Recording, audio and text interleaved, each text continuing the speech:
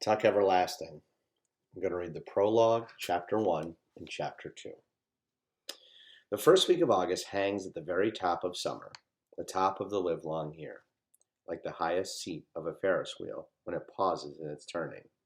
The weeks that come before are only a climb from the balmy spring, and those that follow a drop to the chill of autumn. But the first week of August is motionless and hot. It is curiously silent, too, with blank white dawns and glaring noons, and sunsets smeared with too much color. Often at night there's a lightning, but it quivers all alone. There's no thunder, no relieving rain. There are strange and breathless days, the dog days, when people are led to do things they are sure to be sorry for after. One day at a time, not so very long ago, three things happened, and at first there appeared to be no connection between them. At dawn, May Tuck set out on her horse for the wood at the edge of the village of Tree Gap. She was going there, as she did once every 10 years, to meet her two sons, Miles and Jesse. At noontime, Winnie Foster, whose family owned the Tree Gap wood, lost her patience at last and decided to think about running away. And at sunset, a stranger appeared at the Fosters' gate. He was looking for someone, but he didn't say who. No connection, you would agree, but things can come together in strange ways. The wood was at the center, the hub of the wheel. All wheels must have a hub. A Ferris wheel has one, as the sun is the hub of the wheeling calendar. Fixed points they are, and best left undisturbed, for without them, nothing holds together. But sometimes people find this out too late. Chapter 1. Tuck Everlasting. The road that led to Tree Gap had been trod out long before by a herd of cows who were, to say the least, relaxed.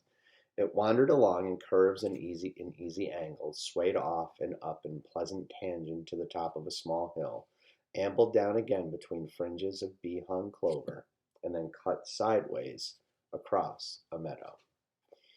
Here its edges blurred, it widened and seemed to pause, suggesting tranquil bovine picnics, slow chewing and thoughtful contemplation of the infinite. And then it went on again, and came at last to the wood.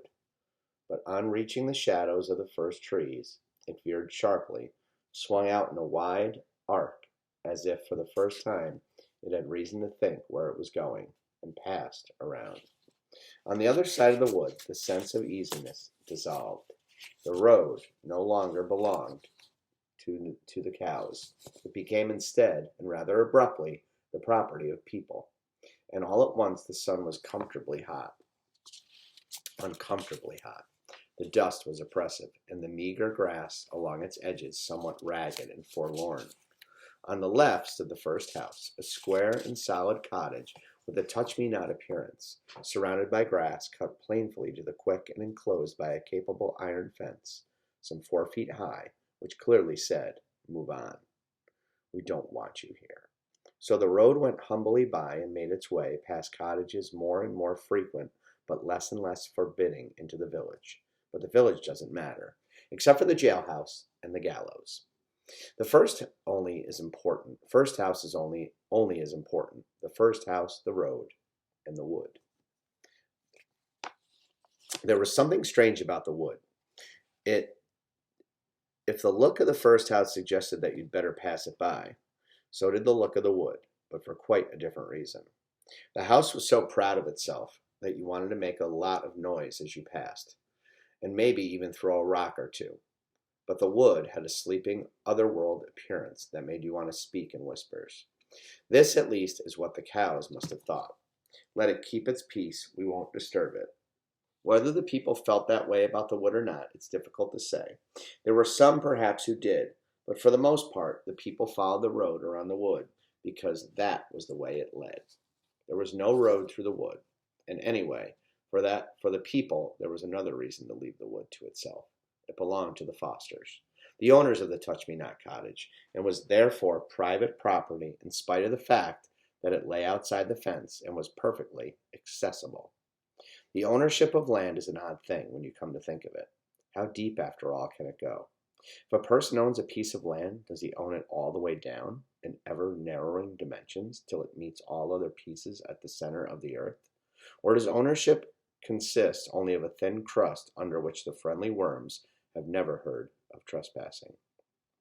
In any case, the wood being on top, except of course for its roots, was owned Bud and Bo by the Fosters in the Touch-Me-Not cottage, and if they never went there, if they never wandered in among the trees, well, that was their affair. Winnie, the only child of the house, never went there, though she sometimes stood inside the fence, carelessly banging a stick against the iron bars and looked at it. But she had never been curious about it. Nothing ever seems interesting when it belongs to you, only when it doesn't. And what is interesting anyway about a slim few acres of trees? There will be dimness. There will be a dimness shot through with bars of sunlight, a great many squirrels and birds, a deep, damp mattress of leaves on the ground, and all the other things just as familiar, if not so pleasant, things like spiders, thorns, and grubs. In the end, however, it was the cows who were responsible for the wood's isolation, and the cows, through some wisdom they were not wise enough to know they possessed, were very wise indeed. If they had made their road through the wood instead of all around it, then the people would have followed the road. The people would have noticed the giant ash tree at the center of the wood, and then in time they'd have noticed the little spring bubbling up among its roots, in spite of the pebbles piled there to conceal it. And that would have been a disaster, so immense that this weary old earth, owned or not to its fiery core, would have trembled on its axes like a beetle of a pin. Chapter 2, Tuck Everlasting. And so at dawn that day in the first week of August, May Tuck woke up and lay for a while, beaming at the cobwebs on the ceiling. And at last she said aloud, "Boys'll be home tomorrow." May's husband on his back beside her did not stir. He was still asleep, and the melancholy creases that folded his daytime face were smooth and slack. He snored gently, and for a moment the corners of his mouth turned upward in a smile. Tuck almost never smiled, except in his sleep. May sat up in bed and looked at him tolerantly. "The boys'll be home tomorrow," she said again, a little more loudly. Tuck twitched and the smile vanished, and he opened his eyes. "Why'd you have to wake me up?" he sighed. "I was having that dream again. A good one, where we're all in heaven, and we never heard of the tree gap." May sat there frowning. She was a great potato of a woman with a round, sensible face and calm brown eyes. "It's no use having that dream," she said. "Nothing going to change." "You tell me that every day," said Tuck, turning away from her onto his side. "Anyways, I can't help what I dream." "Maybe not," said May, "but all the same, you should have got used to things by now." "Ugh," Tuck groaned. "I'm going back to sleep," he said. "Not me," said May. "I'm going to take the horse and go down to the woods and meet them." "Meet who?" "The boys, Tuck. Our sons. I'm going to ride down to meet 'em." "Better not do that," said Tuck. "I know," said May, "but I just can't wait to see 'em. Anyways, it's 10 years since I went to the tree gap. No one's going to remember me. I'm going to ride in at sunset just to the wood. I won't go into the village. But even if someone did see me, they won't remember. They never did before. Now, did they?"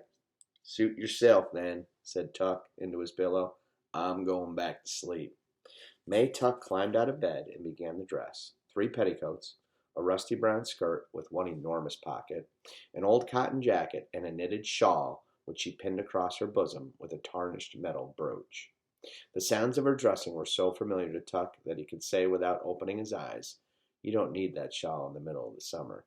May ignored this observation, and instead she said, "You're going to be all right.